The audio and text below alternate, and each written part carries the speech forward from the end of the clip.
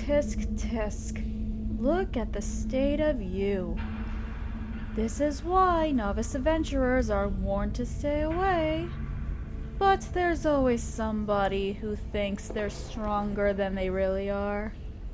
You were absolutely torn to pieces. Where's the head? I hope it's not missing. Ah, there you are. Ugh, barely any of the faces left. Oh well, I don't need you to be pretty. Let's get to reanimating. Here's hoping your spirit hasn't moved on. Though with a traumatic death like this, I doubt that could happen.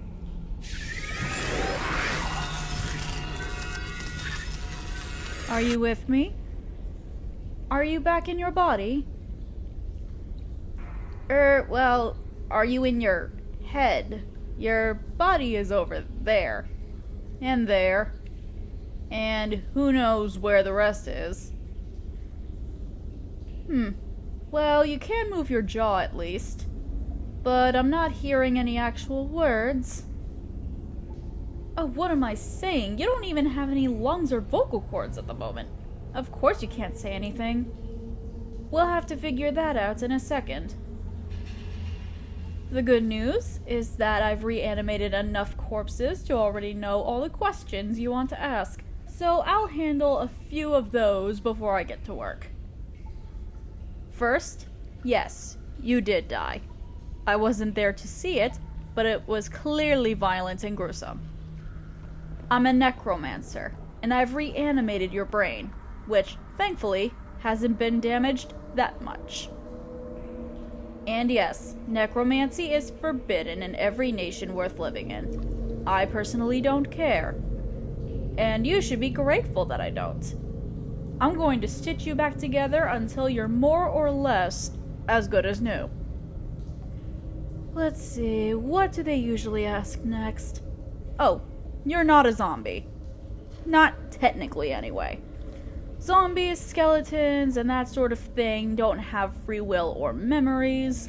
Necromancers make those by taking a tiny fragment of soul, either theirs or someone else's, and putting it in a corpse.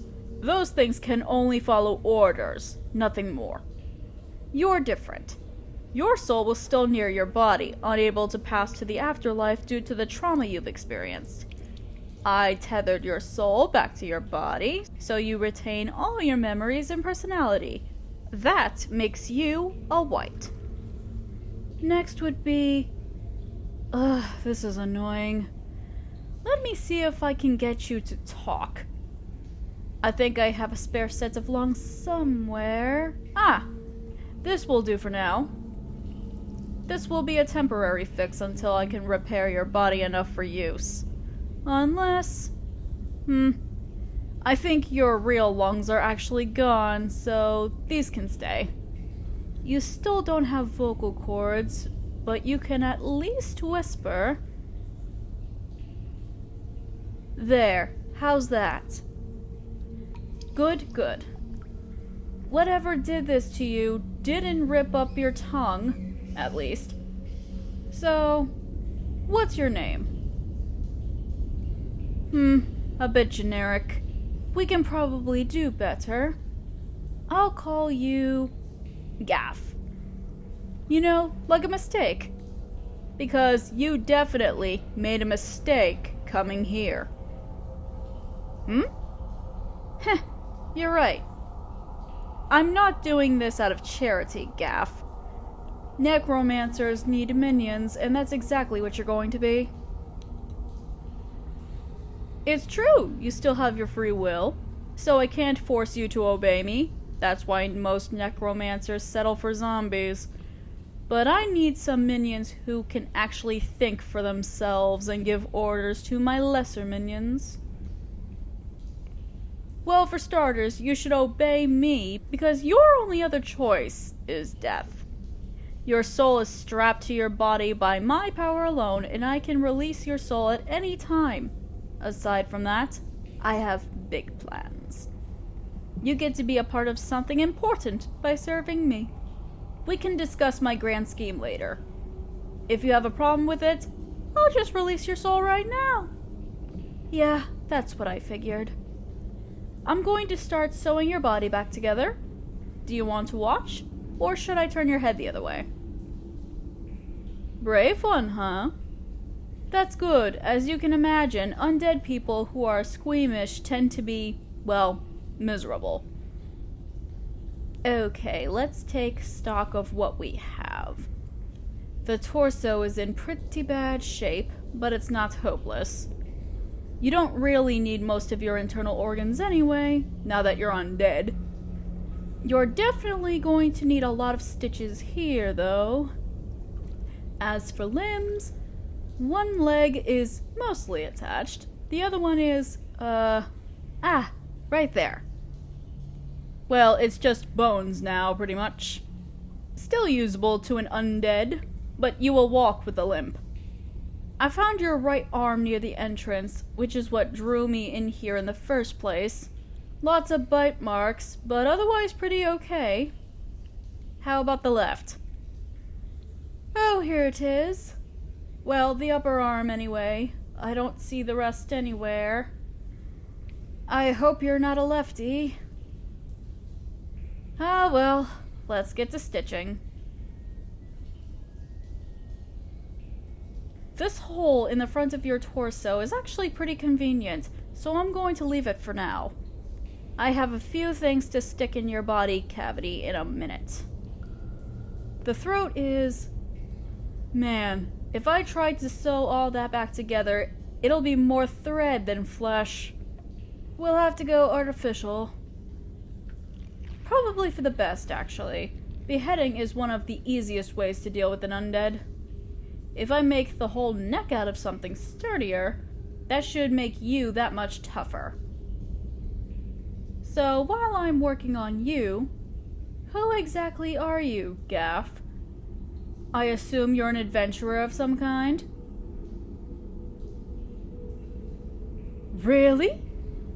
The Gertrude of Adona is your mother? That's quite a claim to fame. So what's a kid of a famous warrior doing dead in a mid-level monster dungeon? Well, I guess there's a lot of pressure of someone of your pedigree to make a name for themselves. I guess I can see why you jumped into the deep end. The name Gaff is still fitting, though. Okay, the torso is all in one piece, and now... No, the head goes on last. You can't feel pain anymore, but new undead still tend to shy away from needles in the flesh out of habit. You won't hold still if I reattach your head now. Limbs are next. This'll be way easier than the torso, thank goodness. As for your left arm, I can get you a whole bunch of neat prosthetics. I don't have those with me, but there are some fun ones back in my place. Oh, you know, aside from just a normal hand, there's a classic hook, a sword, a hammer. I think I might have some other ones, too. Oh, thanks. I've had lots of practice sewing bodies together. You want to know the funny thing, though? Before I was a necromancer, I was a tailor. Yeah, that's part of why I bother with corpses like yours that are in really bad shape. It's a lot of work, but most corpses aren't good enough to reanimate without repair. So this makes it a lot easier to find the ones I need. Most other necromancers have to either have a few good minions or a bunch of barely functional ones. Oh yeah, there are way more of us than you expect. Just because something's taboo doesn't mean people won't do it. Some necromancers do it because it's taboo. Those are really edgy ones that'll call themselves Lord of Death or the Undying. No, I'm more pragmatic. I'm in the necromancy business because there's something I want to do. Okay, limbs are all good, or as good as they're going to get anyway. just one more thing to do. I figured out a few artificial organs that help the undead function better. That's where this big ol' hole in your chest is going to come in handy. First of all, you're going to have this bile sac. It works a bit like your liver and kidneys, but specialized for an undead. It's going to slowly replace your blood with bile. Of course, most of your blood is already gone anyway. The bile keeps you from getting stiff. All my minions have a bile sac, but only my whites get this special occult organ. It's enchanted with some of my magic. You'll be able to control my minions more easily thanks to this, though you won't be able to turn them against me. There. I'm going to unattach your lungs for a second so I can put them in here. And finally, the head. You'll get control of your body before I finish, so try to hold still even after you start to feel your body. And done. So, how do you feel? Yeah, it's not the same as being alive, but it's better than being dead, right? Good. Now, follow me. We're going home. I have a lot of big plans for you, Gaff. You're really going to be a part of something incredible.